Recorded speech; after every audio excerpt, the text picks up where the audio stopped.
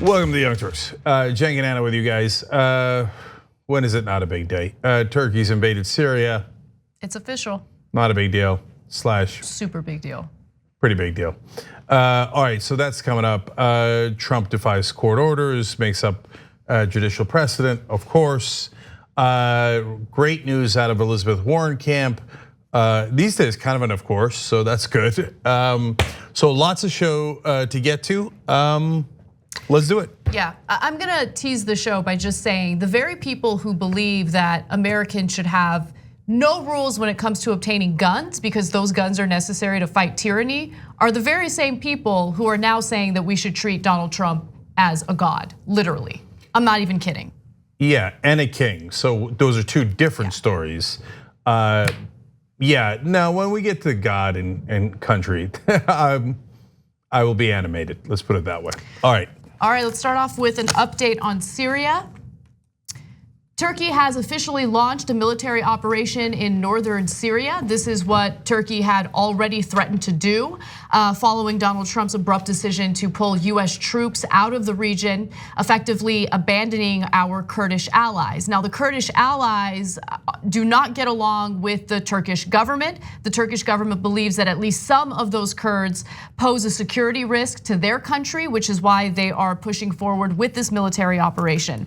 Now, here's what we know so far. A number of countries have weighed in, including Saudi Arabia. Saudi Arabia is not happy about this. France is not happy about this. There will be a meeting of various countries who are part of the UN to discuss what the next steps should be. But we also know that this morning, Turkey, a NATO ally, according to Donald Trump, invaded Syria. The United States does not endorse this attack and has made it clear to Turkey that this operation is a bad idea. There are no American soldiers in the area. It's part of the reason why the military operation is able to go forward, because there are no American forces in the area. Trump pulled them out. Trump's statement continues to say Turkey has committed to protecting civilians, protecting religious minorities, including Christians, and ensuring no humanitarian crisis takes place. Just want to note that just the mere history of Turkey indicates that they don't really care too much about protecting religious minorities. But his statement continues, and we will hold them to this commitment. In addition, Turkey is now responsible for ensuring all ISIS fighters being held captive remain in prison and that ISIS does not reconstitute in any way, shape, or form. Now, his statement conflicts significantly with what Turkey has put out. The advisor, senior advisor for the leader of Turkey, Erdogan, says, quote, in terms of the ISIS fighters held in prisons, which are closer to our border, of course, initially our priority is to provide security and stability in the areas we move into. We will safeguard any areas that contain these prisons. However, we would like the management of the camps in particular, something that has to be undertaken as a joint effort with the international community. So Turkey is effectively saying, yeah, I guess we'll help out with securing these ISIS prisoners, but we're not gonna do it alone. We refuse to do it alone. We want assistance from other countries. Yeah. So as usual, full context here. One thing that I've now noticed is that most of the stories covering this have dropped explaining why Turkey's going into northern Syria in the first place. So I don't think they should go in. I'm gonna explain why not in a second. But if you give the full context, they're not going in there for their health. There are terrorist attacks inside of Turkey. They are done by Kurdish separatist groups. Some of those realistically are connected to the Kurds in northern Syria. So that doesn't mean you should go in. One, you're violating the sovereignty of Syria. You're making the Middle East a bigger mess than it already is, and several civilians have already died. And many people are fleeing the area, understandably so, because bombs are dropping into those cities. So look, on this show, we're consistent throughout. So I don't think Turkey should occupy northern Syria. I don't think Israel should occupy the West Bank and Gaza Strip. But when Israel ever does any actions, everyone in the American media constantly says it's because of the terrorists they had to, human shields, etc. Now, when Turkey does it, there's no context given. Bad Turks going into northern Syria, just because they felt like it. No, it's a similar situation. But we're also consistent in saying Israel shouldn't occupy, and neither should Turkey. They should not roll in tanks. They should not do the aerial bombardment that they did today. And there are, I believe, better ways to handle it. I think we had a better way to handle it until Donald Trump came in here and screwed everything up. So I have a question, because while I understand that Turkey perceives the Kurds as a threat or a potential threat, why is it that Erdogan pushed Trump to take US forces out of that region? Right? Wouldn't you argue that the US forces, if they continued on, the Pentagon was able to continue with the plan that they had in place to create Nah. So look, it's complicated. And so there are bad actors interspersed within the groups. So first of all, understand that Turkey does not dislike Kurds in general. Okay, the Kurds are a huge percentage of the population. They're a minority, but a very significant minority in Turkey. And they are some of the top politicians in Turkey, etc. On the other hand, there is PKK, that's a terrorist group that is Kurdish within Turkey, and the Turkish majority has a loathing for them, which is understandable given that they actually do commit terrorist acts. Now, does that loathing then sometimes extend to other Kurds that are innocent? Unfortunately, the answer is yes. Does the Turkish government overreact at times? Definitely, okay? So I think the right answer is to give Kurds every right that every Turkish citizen has, etc. The Turkish government used to be terrible on that. They've gotten significantly better, but it's not completely solved. There are better diplomatic answers. Okay, now when you look at northern Syria, those guys who are fighting are American allies. They did fight against ISIS. Having them die now because America left is terrible for America, because it's not just about the Kurds. It's about, do we ever keep our word as America? When we say, hey, if you get our back, we're gonna get your back.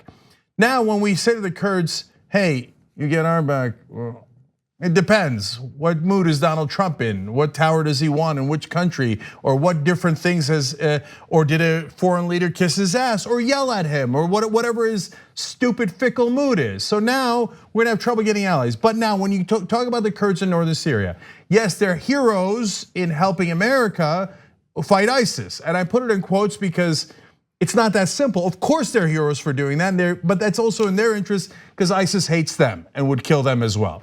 But do some of them help PKK do terrorist attacks inside Turkey? Very likely. So when America had a plan to have a safe zone in northern Syria, was it an awesome option? No. Was it the best option available? I think it was, okay? Now, does Erdogan and the Turkish government agree that it was the best option available? No.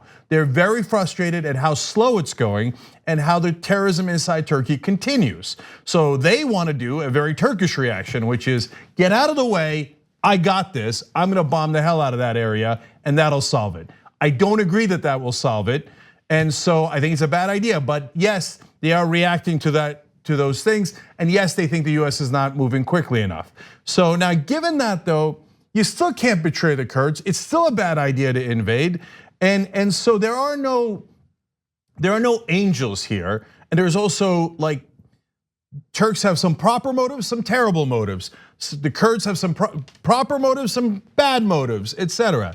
Now let's talk about what we definitely know. We know is Erdogan needed the American troops out so he could start bombing, because he doesn't want to accidentally bomb an American soldier, then he's gonna have massive problems on his hands. Okay, you can kill non-Americans all day long in this world. You wanna kill the Yemenis, hundreds of thousands of them? Nobody cares.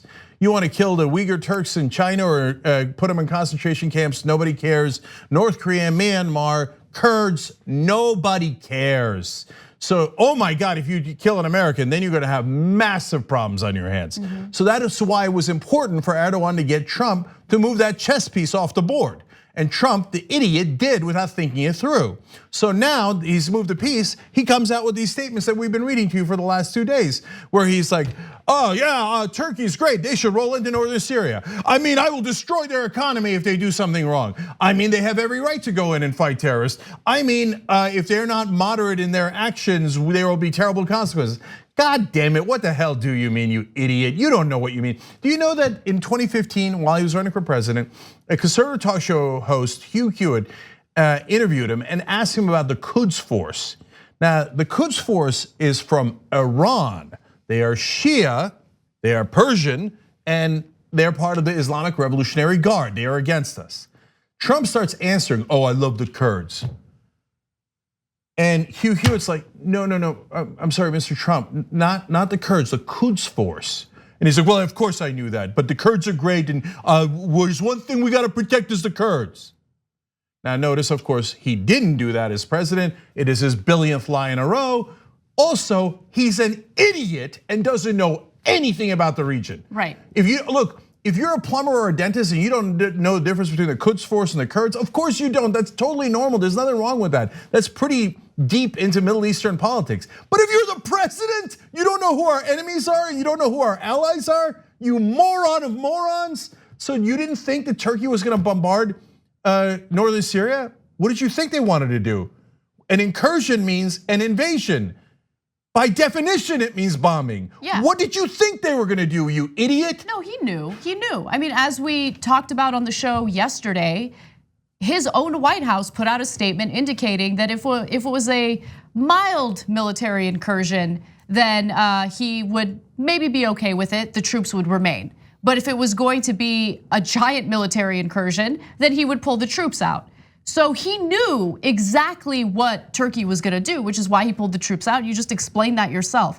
But one other thing that I wanna mention, and I alluded to it in the beginning of the story, is that not only are we abandoning our allies immediately after they helped us accomplish our objectives, but remember, there are tens of thousands of ISIS fighters in these prisons that are being managed and overseen by the Kurds. And now they're saying, we have to defend ourselves. We don't have time to focus on ISIS anymore. That's not our priority. We're gonna do our best. So think about how much that destabilizes the situation. And it's not just about Turkey, the United States, and the Kurds. You have all these other countries involved in Syria in this proxy war. Now Saudi Arabia is getting involved. Saudi Arabia specifically said that the military action could have negative repercussions on the security of the region. So who knows what their next move is gonna be? This is a disaster. So why does Saudi Arabia care? They now view Turkey as not an ally of theirs because they want to start a war with Iran. Syria is linked with Iran. Now look, the one part that we agree with as progressives is, let's get out of the area. It's not our business. If Saudi Arabia wants to start a disastrous war with Iran, that is their stupid idea and we should have no piece of it. But instead, Trump goes, oh, okay, Turkey, why don't you start a war? Then maybe Saudi Arabia will join in on the other side. And now I have a NATO ally, one of the top NATO allies, Turkey, second largest army in NATO, and my actual top allies, Saudi Arabia and Israel on the other side. What are we gonna do? Did you think that through? Of course he hasn't thought it through. That's why he shouldn't be president, because he's a child and a very, very dumb one at that. So look, one more thing about ISIS that Anna brought up. Actually, two repercussions of it. One is Kurds go, just today they announced, we don't have time to fight ISIS anymore or to really guard the jails with those tens of thousands of ISIS fighters. Now you say, well, that's outrageous. How could you possibly say that's outrageous? They have an excellent point to make. They're like, I'm busy getting bombed by Turkey. I don't have time to figure out what the hell is going on with ISIS. That is now a secondary concern of mine. The primary concern is the bomb about to land on my head. So very reasonable thing for the Kurds to say. And it's not their fault, it's America's fault because of Trump.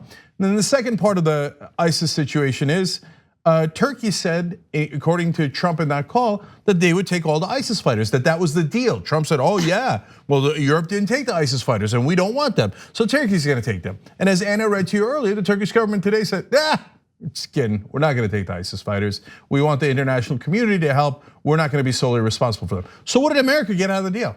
We got nothing out of the deal. Nothing. Okay, as usual, Trump got played. Because he's stupid.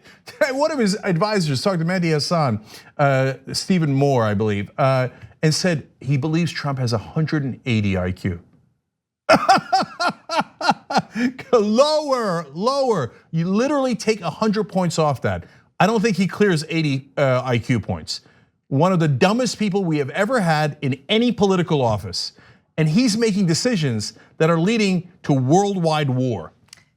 And finally, even though the majority of the discussion on this issue centers around the Kurdish fighters in Turkey, in reality, the individuals who are really gonna suffer are the civilians in the area. And according to the International Rescue Committee, as many as 300,000 people are likely going to miss out on humanitarian aid that they've been providing them. People will be displaced. And this military operation has already begun. The bombing has already begun. So civilians are already dying as a result of this, and people are trying to flee the country for their own safety. So there are people, innocent people caught in the middle who are gonna suffer as a result of Donald Trump's uneducated and unknowledgeable action. 100%. So. Yep, all right, well, we gotta take a break, and when we come back, we have some updates on the impeachment investigation, including just the crazy things, arguments coming from the DOJ that just need to be aggressively debunked by Democrats, but it's just not happening. We'll be back. We hope you're enjoying this free clip from the Young Turks. If you wanna get the whole show and more exclusive content while supporting independent media, become a member at tyt.com/join today. In the meantime, enjoy this free segment. All right, back on the Young Turks. We're having a slight technical issue with the member comments, so we'll do those a little bit later in the program. But speaking of members, I want to make sure that I meet some of you guys when we're in Ohio. It's in Westerville, Ohio. That's where the primary is on that day, on the 15th. I'm going to be there, and we're going to have a couple of candidates with us as well. Xavier, who's running in Ohio's 5th district, is going to be with us, and Morgan Harper. There's a great story about her in the Intercept today. She's running in the Columbus area as a Justice Democrat. She raised $323,000 in the last quarter. That's a giant number for someone running against the Democratic incumbent. So she's doing fantastic. She's Morganizing, and she'll Morganize with you guys if you're in Ohio with us. It's gonna be at 2 o'clock that we're gathering, and that is in the Renaissance Westerville Polaris Hotel, okay? And go to tyt.com/rally, and they'll send you the information so you don't have to remember it right now. And Shop TYT's having a sale. Yes, let's talk about it. All right, go. All right, so 15% off, that's the deal. Today only, that's it, today only. You get this one shot, guys, shoptyt.com. And you need to use a promo code ACTFAST. You need to not only act fast, you need to type that promo code in when you go to shoptyt.com to get that 15% off discount site-wide. Yeah, if you try to do it tomorrow, the thugs at shoptyt.com will break your kneecaps. Gone. Okay, or you'll get it, but without the 15% off. Okay, get a hoodie, it's awesome. I was wearing it yesterday on Old School. One last thing about that. If you didn't catch last night's Old School, if you're a member, make sure you watch it. And if you're not, probably worth the price of admission. The story I told about Kevin Smith and me from back in the day and his reaction to it, priceless. So tyt.com/join, check that out. All right, moving on to impeachment related news.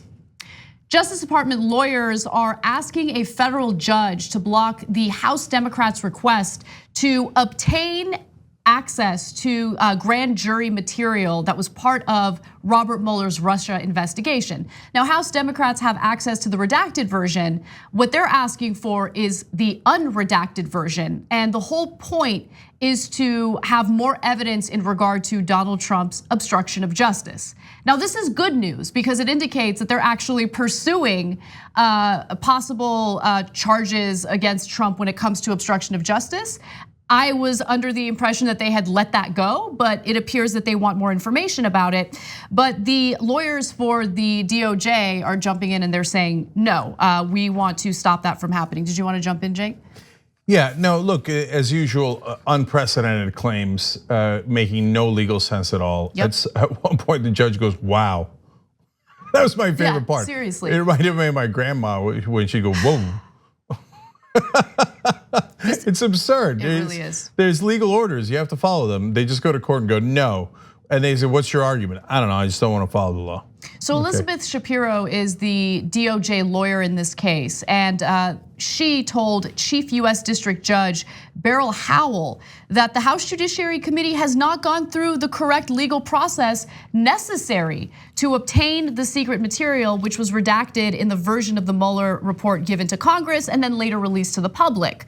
The argument turns in part on whether the White House, or whether the House is conducting a formal impeachment inquiry and whether it counts as a judicial proceeding. While grand jury transcripts are secret, one exception allows them to be shared for judicial proceedings. Republicans argue that impeachment is not underway until a formal House vote. Democrats say no such vote is necessary, and it's a view that the judge seems to share. Now, the judge hasn't made a ruling on this yet, but it does appear that the judge isn't buying what the DOJ lawyer is selling. The discussion, this is amazing. The discussion also turned back the clock to 1974 when the judge who presided over the Watergate cases granted Congress access to grand jury materials as part of the House's impeachment inquiry of Richard Nixon, right? And so this is where it gets good. Elizabeth Shapiro, the DOJ lawyer, was asked, well, what you're asking for kind of changes precedent. Are you not accepting the precedent that was set during the Watergate case? And here's how she responded. The answer would be that if that same case came today, a different result would be obtained. And that's when the judge responded with, wow, okay. And as I said, the department is taking extraordinary positions in this case. Well, yeah, when you say, I have really no legal opinion to rely on, I just don't want you to do that, that is extraordinary. And so that's why he referred to the Watergate rulings. He's like, there's very clear rulings on what we should do, and yes, the House is allowed to get this stuff. So how do you respond? Me no like that. It's not a legal argument, man. It's just ridiculous. So now it's not the only time that happened. Their lawyer said that there needs to be some degree of formality. This is what Anna was referring to about whether there's technical impeachment proceedings or not to pierce the grand jury and to be able to get the grand jury materials. So then the judge asks, okay, where should the line be drawn then? Okay, how formal does the proceeding need to be? Trump's lawyer, or the Justice Department lawyer, says, I'm not advocating any specific line. The judge answers, that's so not helpful. Like, okay, so you made up a thing that doesn't exist. The judge asks you, okay, well then what's your new standard? Where do you draw the line? And you go, I don't know. No, but this is, it's absurd. It's a comedy. It is absurd. And I would laugh if I weren't so frustrated with the super timid response coming from Democrats. Like this is what they're dealing with, right? They're dealing with an administration that contains lawyers that have no shame, right? There is no limit to the nonsense that they'll demand, and Democrats are allowing the DOJ and the Trump administration specifically to frame everything, right? So no, we're not going to take this seriously until there's a formal vote in the House. And is this a formal? He's being investigated. This is an impeachment investigation. Like they're constantly moving the goalposts. They have no shame. And I just feel like if the shoe was on the other foot and you had Republicans doing an investigation on a Democratic president, no, they would steamroll. Like they're not even entertaining this stuff. Yeah, so look, all right, so there's two parts of why the Democrats are problematic here, to say the least. One is, dude, come on, man, attack, go on TV, read the quotes we just read. Like, most people are not gonna know about this exchange. No one knows about this, okay? Yeah. The reason we're covering it, because it's important. It's important to find out if there are still rules in this country, if there's still laws in this country. But if the rest of the media won't cover something, and it certainly will not stay on a story. They might cover it once, as they do here, right? And then they move on, right? And because it's not their job is to cover the news. So Democrats, you have to make news. So then you do a press conference, you read the quotes out loud and go, look at how absurd and ridiculous these people are, right? And the judge is laughing at them in court, etc. Now, that's one side of it. The other side of it is this argument that the Trump team is making. You have to have a formal impeachment vote to proceed. Well, Beto O'Rourke and others are now saying on the campaign trail, why don't you just have the vote? So if you're wondering, why don't the Democrats just have the vote? It doesn't really matter. Legally, it doesn't matter. They have the rights to the grand jury material. They have the rights to witnesses. They have all these rights. It's not a really a legal argument, okay? But as a matter of optics, why not have it? Well, Nancy Pelosi is always like, oh, I'm worried about the conservative Democrats. Oh, come on. Come on. Are you doing the impeachment or aren't you? So what are you gonna do? We know what that means. That means she's still thinking about backing out. Oh my God, because you're gonna have a vote on impeachment anyway. Master legislator, she gets things done. Like, look, the only reason why you wouldn't hold a formal vote to begin impeachment, you don't need it. But as I said, it's a matter of optics, and they have done it in the past. The only reason you wouldn't hold one is if you think you might not vote at the end on impeachment. Because if you're gonna vote at the end on impeachment, what difference does it make if you vote at the beginning and the end? It doesn't make any difference, right? The only reason why you wouldn't vote in the beginning is, the conservative Democrats in the Trump districts, what if they vote yes to start the impeachment proceedings, but later they get cold feet or we change our mind. And then I've exposed them when I didn't need to expose them because I wanted to have an escape hatch so they might never have to vote. Oh, for God's sake, Speaker Pelosi, make up your mind. And proceed from strength for once in your life. I agree with you on that, but at the same time, since there is no legal precedent to have that vote in the first place, and you should have access to the very documents you're demanding as Democratic leadership, why don't you get super aggressive with the Republicans and the DOJ in this case and say, no, the criminal president that you are enabling right now does not get to set the standards for how we do this investigation. He is being investigated. The DOJ, which is supposed to be independent rather than serving as lawyers for the president specifically, should not get in the way of this. He is obstructing justice with this new investigation. You can play this in a way where you protect your important moderate Democrats while not allowing the Republicans to frame this. That's the thing about Democrats. They allow Republicans to frame everything. Why? So last thing on this, guys. If you're concerned about those districts that could go back to Republicans and then jeopardize the House, I'm concerned too, brother. But do you think that the best way to preserve those seats is to frame things in a way that's helpful to Trump or in a way that's hurtful to Trump? I don't know if the Democrats know this. They are in the opposite party. They're in the other party. You're supposed to fight back against the Republicans, which helps you win elections. But they really have internalized, they have Stockholm Syndrome. Yeah. And they've internalized that, oh my God, if I'm in a district that's anything near purple, I have to kiss Republican ass. No, you have to fight harder against Republicans. You have to make sure that your framing is crystal clear. Exactly. Instead of constantly helping them with their framing by kissing their ass. There's a growing number of Republican voters, according to polling, that are supportive of this impeachment investigation.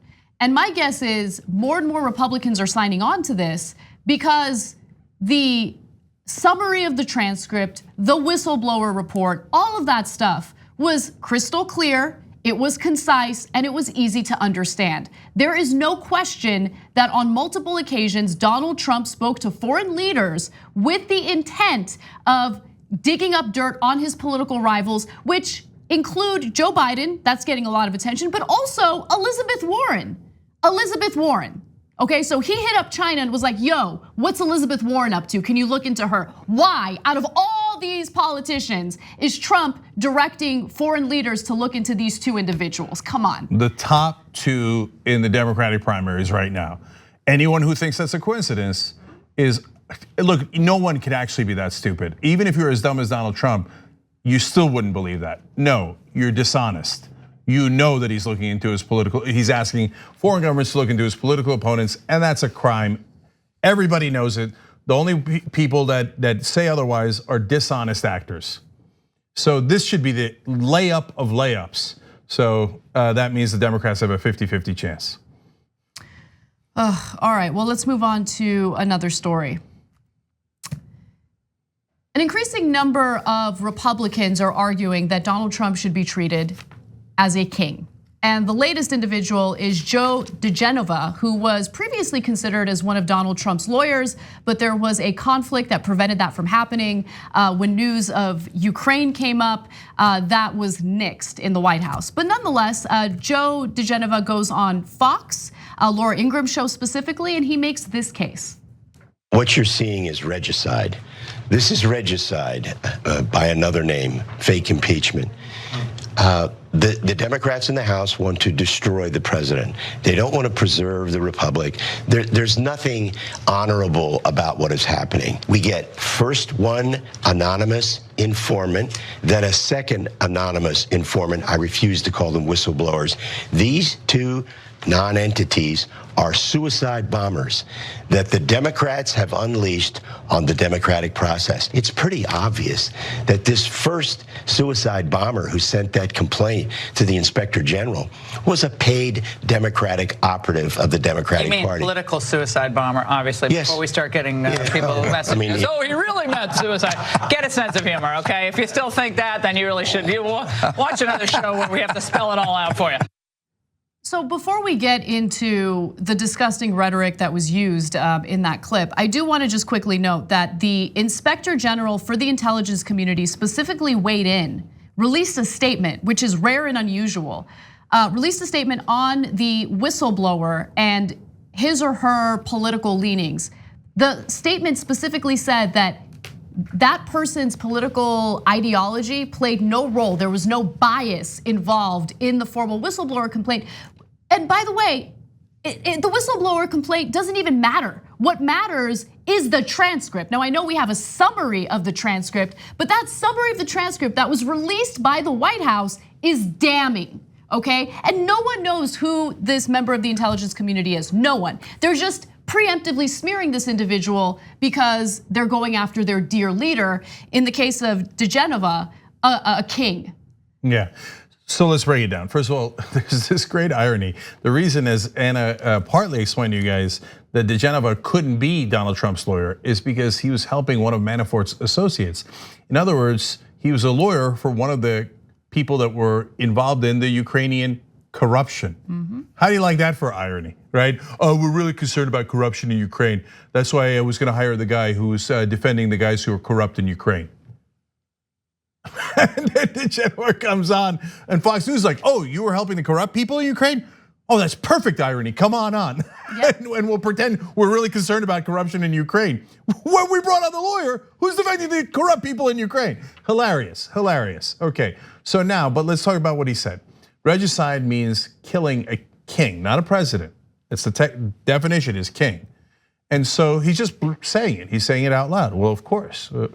They don't believe in democracy. These guys are fascists through and through. Okay, then move on to the next choice of words he used. So he said, I refuse to call them whistleblowers, they're informants. Like, does that really make it better? Informants means that you're informing on a criminal activity. We don't like information. Yeah, and law enforcement, their bread and butter is using informants against mob figures, against drug dealers, against murderers. That's what an informant is.